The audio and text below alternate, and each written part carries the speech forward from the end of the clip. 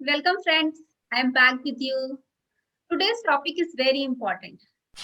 तो आज हम बात कर रहे हैं उन बच्चों की जिनके एग्जाम आने वाले हैं, एग्जाम का फियर उन्हें सता रहा है। तो ये वीडियो बच्चों के लिए भी है जो पढ़ तो रहे हैं पर समझ नहीं आ रहा है, कंटेंट से रिलेट नहीं कर पा रहे। अगर रिलेट कर पा रहे हैं तो उन्हें मेमोराइज नहीं कर पा रहे। अगर मेमोराइज कर भी पा रहे हैं थोड़ी देर के लिए तो उन्हें लॉन्ग टर्म में वो याद नहीं रख पा रहे। ये वीडियो बच्चे भी देखें और पेरेंट्स भी देखें ताकि इन्हें समझ के वो अपने बच्चों की मदद कर पाए। My name is Anuja Sinha और चलते हैं इस वीडियो में मैं डिस्कस करने वाली हूँ 3 की factors which boost up your memory. तो कैसे पढ़ाई के साथ-साथ कंटेंट से रिलेट कर पाएँ, कॉम्प्रिहेंशन बेटर तरीके से समझ पाएँ और उसे याद रख पाएँ।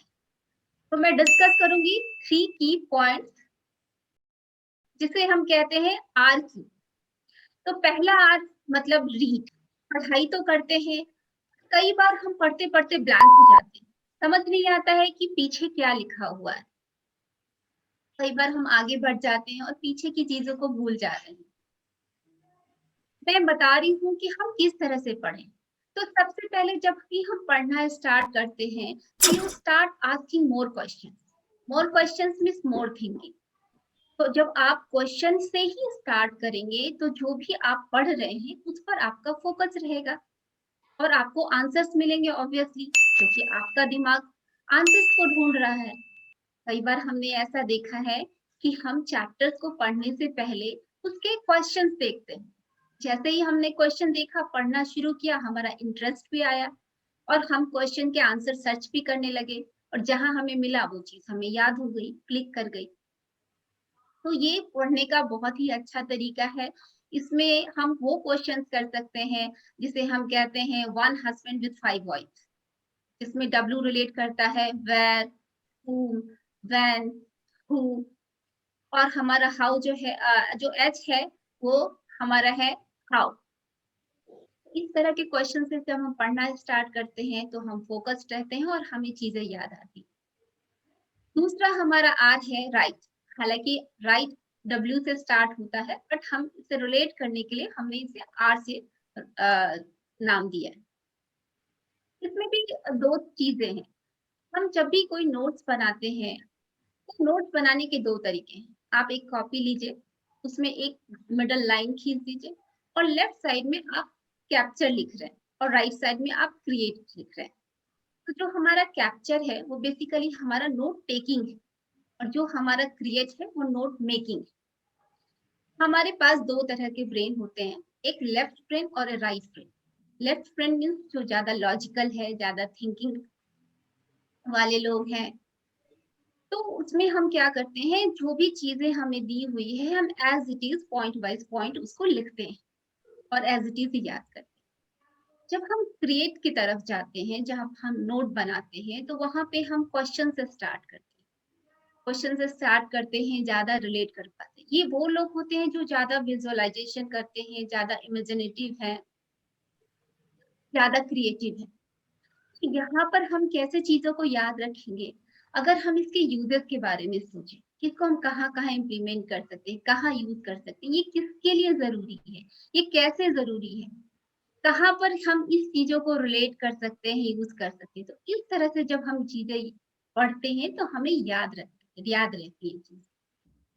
और तीसरा, इसमें भी 3 तरह के फॉर्मेट है। ये पहला फॉर्मेट मैंने डिस्कस किया, कैप्चर और क्रिएट का। दूसरा हमारा फॉर्मेट है माइंड मैपिंग का। माइंड मैपिंग मीन्स जब हम किसी चीज को डायग्राम से समझते हैं, है ना? तो जब भी हमको कोई चीज हम पढ़ रहे हैं, हम एक सर्कल बना लिए। सर्कल बनाने के बाद हमने मेन टॉपिक उसमें डाला और उसके बाद उसके सब टॉपिक, जैसे साइकिल में स्पोक बने होते हैं, ऐसे स्पोक बना के हमने उसके सब टॉपिक में लिख दिए। और फिर जो भी हमारा मेन टॉपिक है उसके बाद हमने कीवर्ड्स उसमें लिखे और कीवर्ड्स को हम चाहें तो बहुत ही कलरफुल बना सकते हैं, है ना? किसी को ब्लू से लिखा, किसी को रेड से लिखा।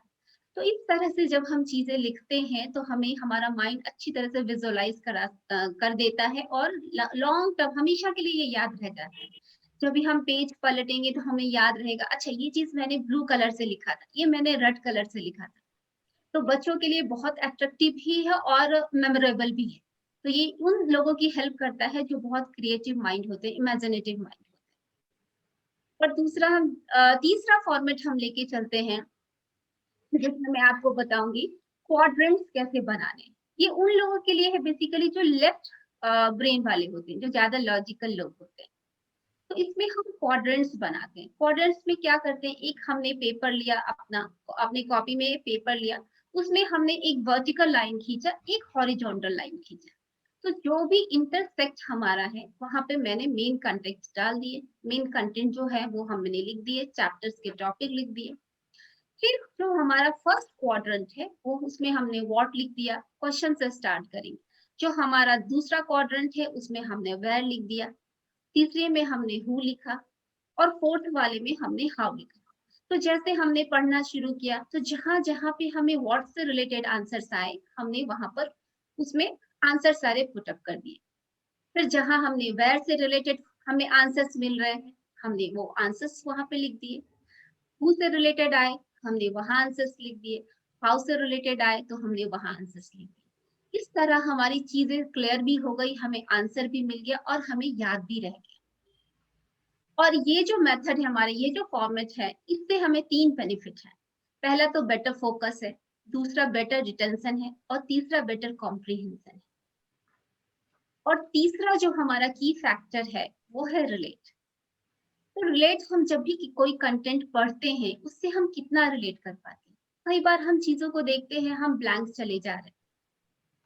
तो जब हम वही चीज़ें किसी को बताने के लिए, समझाने के लिए पढ़ते हैं, तो उससे हम ज़्यादा रिलेट कर पाते हैं, ज़्यादा फोकस्ड रहते हैं। तो हमेशा ये हम रूल फॉलो करेंगे, क्योंकि हमारे घर में आपके छोटे भाई-बहन होंगे, आपके फ्रेंड्स होंगे, रीडिंग बडीज़ होंगे। तो आप जब भी पढ़ो, उसमें ये सोच के पढ़ो कि मुझे उसे पढ़ाना है। और सामने वाले चाहे आपके कोई ना हो, तो आपके पेट हैं, कुशन्स हैं, आप किसी को भी लेकर पढ़ाना शुरू कर दो। और जब आपको कोई सामने मिले, तो आप उनको बोलो क्वेश्चन्स करें। क्वेश्चन से क्या होगी, आपकी क्लैरिटी बनेगी। अगर आप मान लो कोई आपने उसका आंसर दे दिया, तो आपका कॉन्फिडेंस लेवल अप हो गया। आपको लगा, अच्छा मेरे ब्रेन में ये याद है। और अगर किसी वजह से आप क्वेश्चन का आंसर नहीं दे पाए, तो आप यू वुड गो बैक, फिर से कंटेंट पढ़ेंगे, फिर से बेटर क्लैरिटी के साथ आएँगे। आपका माइंड फोकस्ड रहेगा जब आप पढ़ रहे हो। तो ये जो 3 की फैक्टर्स हैं, मैंने कई दोस्तों के साथ अप्लाई किया, खुद पर इम्प्लीमेंट किया और भी कई दोस्त के बच्चों के साथ इम्प्लीमेंट किया और काफ़ी यूज़फुल रहा है। लोगों को इससे काफ़ी फ़ायदा मिला है। तो अगर मेरा ये वीडियो आपको पसंद आया हो, तो लाइक और सब्सक्राइब ज़रूर करें। मिलेंगे इसी तरह की कुछ नई-नई वीडियो के साथ। Okay, thank you.